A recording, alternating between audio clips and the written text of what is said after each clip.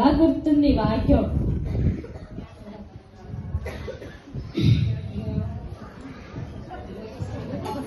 ఏ వాక్యం చెప్పారు అక్కయ్య గారు? ఏ వాక్యం అంటారేంటక్క? జ్ఞానవంతురాలంట తన ఇంటిని కట్టుకుందంట, 3 రాలే తన ఇంటిని పెరిగిపోయినట్ట. ఆ మాత్రాన్ని 3 రాలే తన ఇంటిని పెరిగిపోయినట్ట. మీకు తెలిసిందే కదక్క, మేము ఇల్లు కట్టుకుంటున్నాం, ఆ ఇల్లు పని ఆ ఇంటి పని మధ్యలోనే ఆగిపోయిందక్క. ఆ మాత్రానికి అయ్యగారు పెద్ద మీటింగ్ పెట్టి పెద్ద స్టేజీలోనే పెద్ద సౌండ్ సిస్టంలో మూర్ఖురాలా అని తిట్టారు. నేను చాలా హర్ట్ అయ్యానక్క. అవునా అక్క, నిన్ను మూర్ఖురాలా అన్నారా? అవునక్క. అక్క నీకు సరే కానీ నీకు చాలా ఆయాసపడుతున్నాను, కూర్చోక్క. అమ్మా టీ పెట్టరండి అమ్మా, ఆంటీ వాళ్ళు వచ్చారు. అయ్యో ఆ గ్యాస్ కూడా ఇప్పుడే అయిపోవాలా?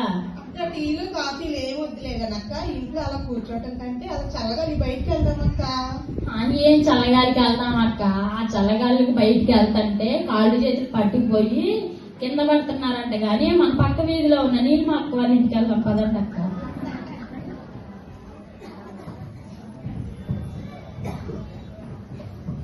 వందనాలక్క, బాగున్నారక్క?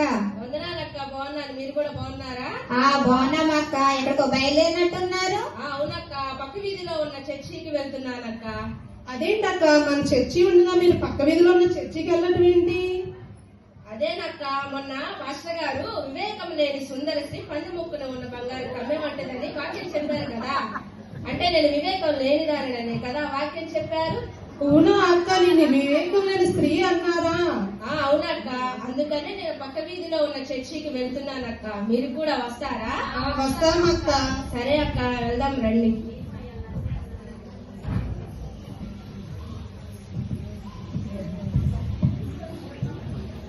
వందనాలక్క. వందనాలక్క, బాగున్నాను. ఏందక్క అంత కోపంగా చిరాకుగా ఉన్నారు? నిన్న అయ్యగారు మా ఇంటికి వచ్చారు. ఏ వాక్యం చెప్పారో తెలుసా అక్క? ఏ వాక్యం చెప్పారక్క? గయ్యాళి అయిన భార్య ఎంత ఉండుట కంటే మెంతి పైన ఒక మూలను కూర్చోవడం మేలంట. అంటే నన్ను గయ్యాలి భార్యనా అయ్యగారు అన్నారు? అవునా అక్క, నేను అంత మాట అన్నారా? అయినా నిన్నైతే ఇంట్లోనే అన్నారు. నన్నైతే సెంటర్ లో మీటింగ్ పెట్టి సౌండ్ సిస్టంలోనే మూర్ఖురాలా అని నేను చాలా బాధపడలేదక్క.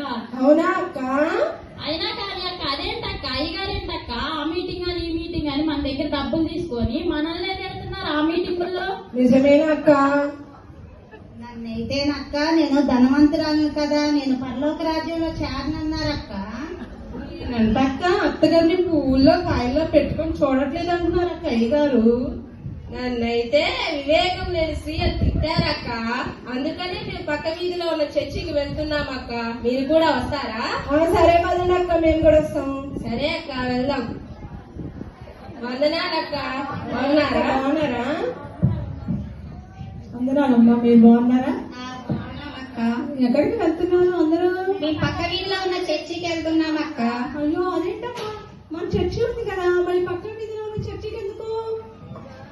అయ్యో అక్క, మేము ఆ చర్చికి రామక్క. అయ్యగారు ఆ మీటింగులు ఈ మీటింగులు అని పెట్టి మమ్మల్నే తిడుతున్నారు. అంటే నేను ధనవంతురాలను కదా, నేను పరలోక రాజ్యంలో చేరనంటక్క. అయితే ఆ మాట విన్న దగ్గర నుండి నా గుండెల్లో రాయి పడినంత అయిందక్క. నేనంటక్క అత్తగారిని పువ్వుల్లో కాయల్లో పెట్టుకొని చూడట్లేదు అంటున్నారు అక్క అయ్యగారు. నన్నైతే వివేకం లేని స్త్రీ అని తిడుతున్నారక్క. నేనంతక్క జ్ఞానం కలిగి ఉండట్లేదని మూర్ఖురాలా అని తిట్టారక్క నన్ను. అందుకే నేను కూడా రావట్లేదక్క. నన్ను గయ్యాలి భార్య అని తిట్టారక్క అయ్యగారు నన్ను.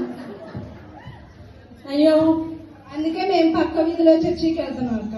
అయ్యో, మీరు మన అయ్యగారిని చాలా అపార్థం చేసుకుంటున్నారమ్మా. నేను ఒక విషయం చెప్తాను, వింటారా? వింటామక్క. మీ అందరికి ఇద్దరు పిల్లలు ఉన్నారు కదా, అందులో ఒక పిల్లోడు లోకంలోను మరొక పిల్లోడు పరలోకంలో ఉంటే మీకు ఇష్టమేనా? అయ్యో లేదక్క, దేవుల్లో ఉన్న పిల్లోను చూస్తే ఆనందం కలుగుతుందక్క, లోకంలో ఉన్న పిల్లోను చూస్తే బాధ కలుగుతుందక్క కదా. అలాగే తప్పు చేసినప్పుడు లోకంలో ఉన్న పిల్లలు తప్పు చేసినప్పుడు వాక్యానుసారంగా వాళ్ళని మనం గర్దిస్తాం. మన దేవుని తెలుసుకొని సంఘంలో ఉన్న మనం ఎంతో నెమ్మది కలిగి ఉండాలి. అలాగే మన సేవకుడు కూడా మన తప్పుల్ని సరి చేయడానికి, మనల్ని సరి చేయడానికి వాక్యం ద్వారా గద్దిస్తుంటాడు. ఆ వాక్యానుసారంగా అర్థం చేసుకోవాలి, కానీ లోకానుసారంగా తీసుకొని తప్పుగా అర్థం చేసుకోకూడదు. ఇప్పుడు మనం తప్పు చేస్తాం అనుకోండి, మన తల్లిదండ్రులు మనల్ని గతిస్తారు. అప్పుడు పక్కింటి వాళ్ళకి వెళ్ళి మీరే మా తల్లిదండ్రులు అంటామా? అనం కదా. అలాగే మన ఆత్మీయ తండ్రి కూడా వాక్యానుసారంగా మనల్ని గద్దిస్తూ ఉంటారు. అంతేగాని మన సేవకుడిని మనం అపార్థం చేసుకోకూడదు. అంతేకాదు, మన ఆత్మీయ తండ్రి మన కోసం ఎంతో భారంతో, మనమే కాదు మన కుటుంబాలు పిల్లలతో ఆ పరలోకంలో ఎంతో సంతోషంగా ఉండాలని ఎంతో భారంతో ప్రార్థన చేస్తారు కదా. అలాంటి అయ్యగారు అమ్మ మీరు చాలా అపార్థం చేస్తున్నారు, మళ్ళీ వేరే చర్చికి వెళ్తా ఉంటున్నారు. ఇది అంతవరకు కరెక్ట్? ఒక్కసారి ఆలోచించండి అమ్మా. అయ్యో అక్క, మేము ఇప్పటి వరకు పాస్టర్ గారిని అపార్థం చేసుకున్నాం అక్క.